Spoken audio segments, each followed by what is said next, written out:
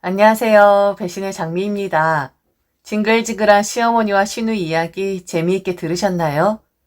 저는 막 화가 나기 시작하는데요. 그럼 그 2부를 시작하겠습니다. 잔잔바리로 제게 치고 들어오는 것 정도는 감당할 만한 수준이었습니다. 저도 살짝 눈치 살피면서 단어 선택 잘하면서 그들에게 맞서긴 했었으니까요. 그런데 이사하고 맞이했었던 그 명절에 저는 평생 잊혀지지 않을 상처를 받게 되었습니다. 그 일로 현재 시댁과는 거의 절연 상태가 되었고요. 식구들도 없는데 저희 시어머니는 명절을 뻑적지근하게 치르고자 하시는 분입니다. 올드한 분이니까 이 부분은 그냥 그러려니 했습니다. 그런데 원래 그렇지 않았었던 분이 그의 명절에 유난히 저희 부부를 붙잡는 겁니다. 친정 일찍 보내준 적은 없었지만 보내지 않으려고 했었던 적은 없었는데 그의 명절은 좀 달랐었죠. 그리고 늦게 혹은 아예 안 갔음 하는 이유가 기가 막혔었습니다. 원래도 모순점 가득한 양반이긴 했었는데 그의 명절은 그 모순점의 강도가 심하긴 했었죠. 항상 그랬듯이 허리가 부러져라 손이 으스러져라 하면서 일을 해댔습니다. 음식거린 대부분 시어머니가 좋아하는 것과 시누이가 좋아하는 것을 했었고 뭐 말로는 제 남편도 좋아한다곤 하는데 자기 아내가 죽어라고 일을 하면서 뼈를 깎아대는 고통을 느끼며 만든 음식을 과연 우리 남편이 좋아라 했을까요? 다 자기들이 좋아하는 음식들이었었고 자기들 위주로 즐기기 위한 잔치나 다름없었죠. 암튼 얼른 시댁일이 끝나요. 저도 친정을 가는 것이니 바지런을 떨며 일을 했습니다. 그리고 원래부터 시누이 올 시간과 저희 부부가 시댁을 떠나는 시간이 거의 교차가 되었었는데 갑자기 시어머니가 남편을 부르더니 속닥속닥 귓속말을 하는 겁니다. 뭐지? 느낌이 쎄했습니다. 시어머니 말이 끝나자 남편이 그러더군요. 그게 무슨 소리냐고. 우리도 얼른 누나 오기 전에 갈 것이라고. 지금 처가에서 우리를 기다리고 있는데 뭔 그런 소리를 하는 것이냐고 시어머니에게 화를 냈습니다. 시어머니 그러더군요. 얄팍한 수를 쓰려고 한 것 같았는데 그리고 아마 본인도 알 겁니다.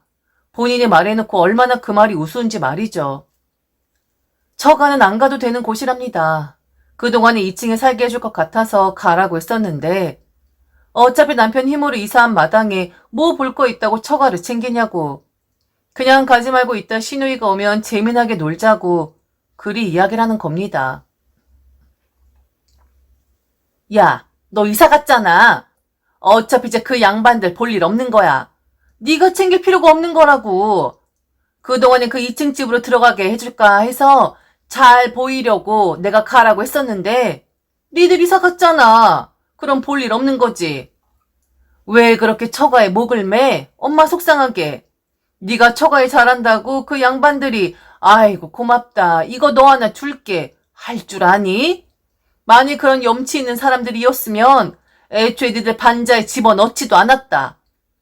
그런데 결국 자기들 사정 봐달라고 하면서 우리 아들 기관지도 안 좋은데 반자에 넣어버렸잖아. 딱 그 사람들은 너를 그 정도만 대우하는 거야. 사정이 어디 있어? 자기네 집인데 나가라고 하면 되는 건데. 총 4년을 끌었다. 세입자한테 끌려다니는 집주인이 어디 있냐? 그건 정성도 없고 니들을 얼른 2층으로 보내야겠다는 의지도 없었던 거야. 괜히 엄마만 우리 아들 건강 염려돼서 똥줄 탔지. 그 양반들은 엄마랑 생각하는 자체가 다르다고. 그러니까 이번 연도부터는 처가에 가지 마. 처간 멀면 멀수록 신경을 안 쓰면 안 쓸수록 좋은 법이야. 엄마만 무슨 말인지 알아들어?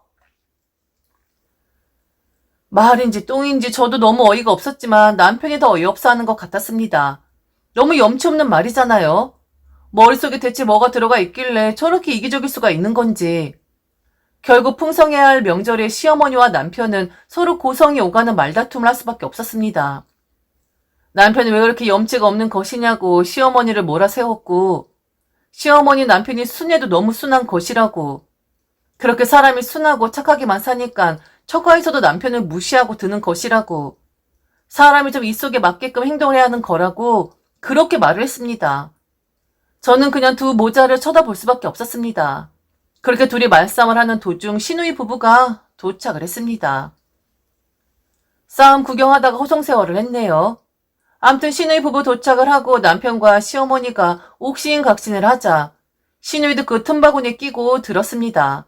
당연한 거라고 말이죠. 자기는 시어머니와 같은 생각이라고, 처가는 원래 신경 쓰는 것이 아니라고, 그리고 이 집안의 며느리라고는 달랑 저 하나뿐인데 그동안 친정에 너무 일찍 보내긴 했었다고 그렇게 말을 하더군요. 정말 놀라운 싸가지였습니다. 니들은 싸움을 하던지 말던지 저는 짐을 주섬주섬 챙겼는데 갑자기 신우의 남편이 제게 뭘 하나로 내미는 겁니다.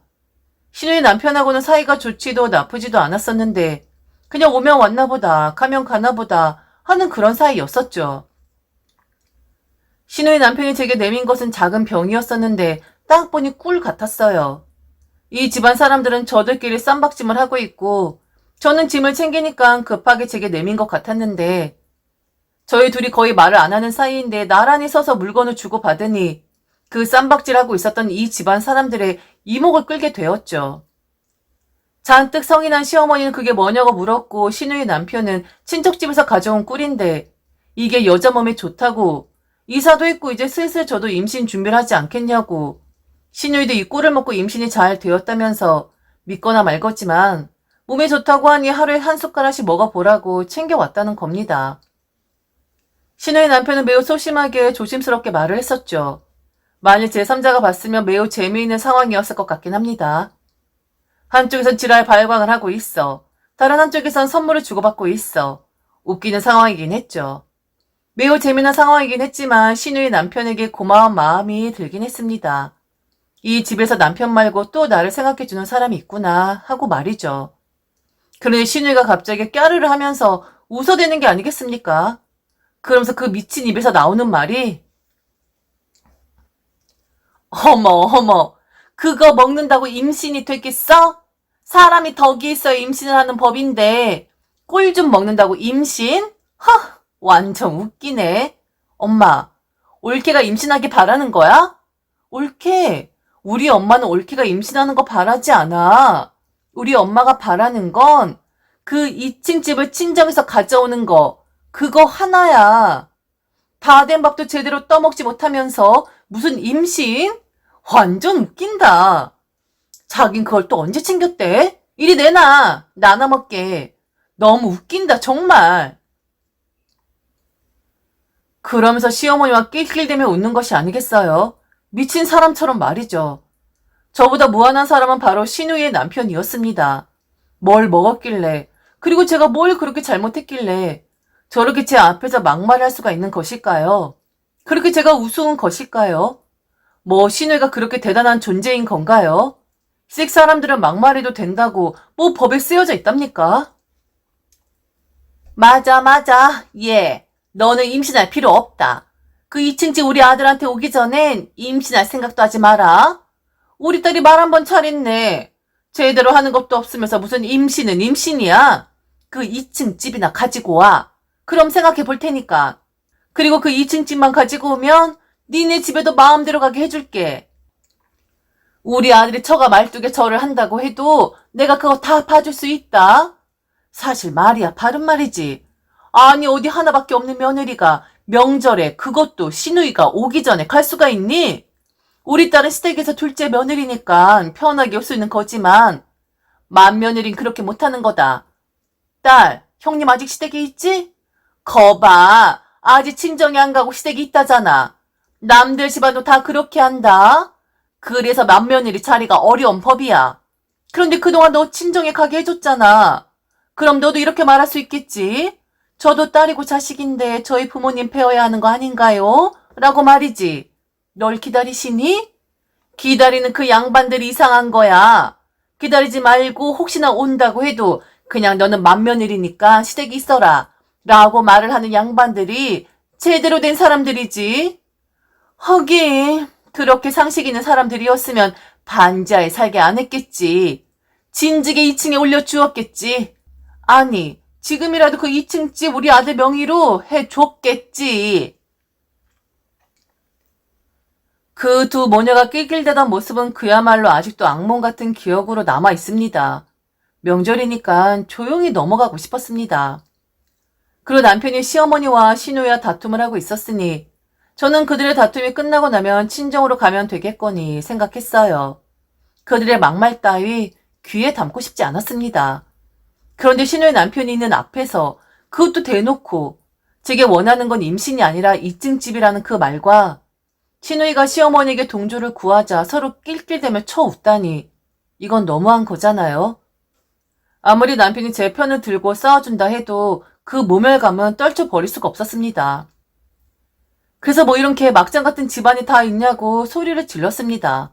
아마 욕을 한 것 같아요. 네, 쌍욕했습니다. 시어머니와 신우에게 말이죠.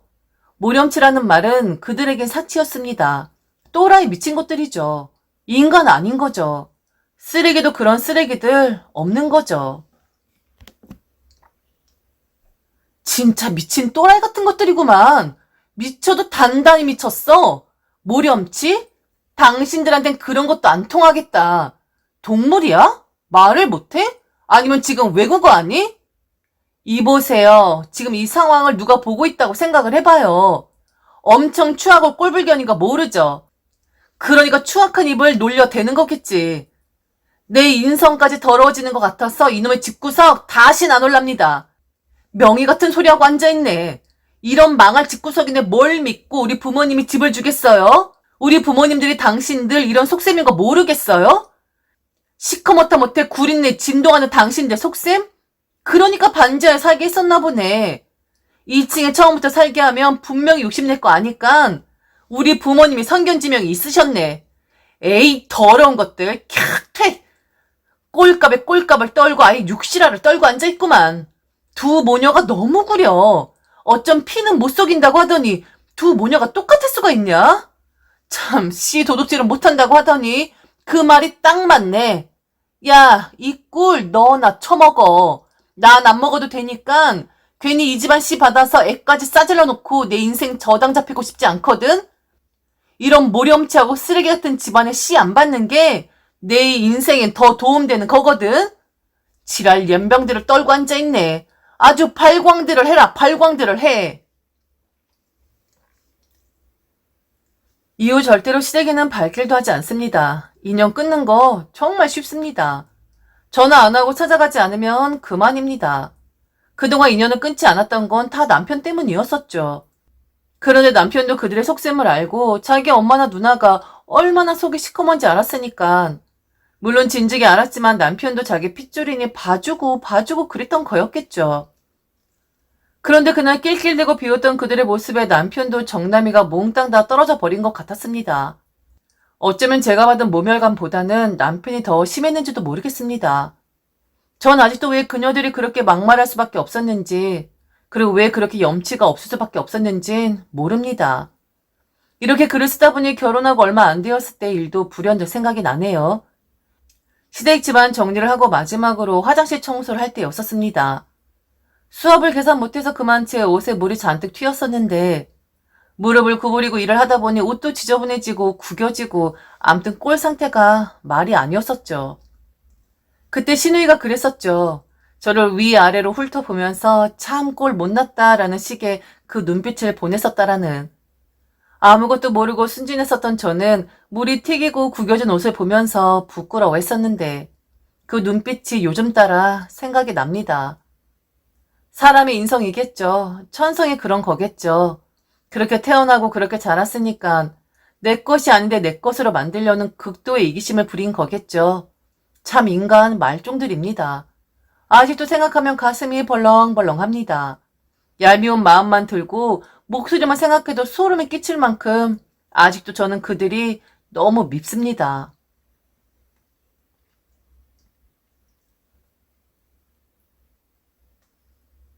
지금까지 들어주셔서 진심으로 감사합니다. 이상 배신의 장미였습니다.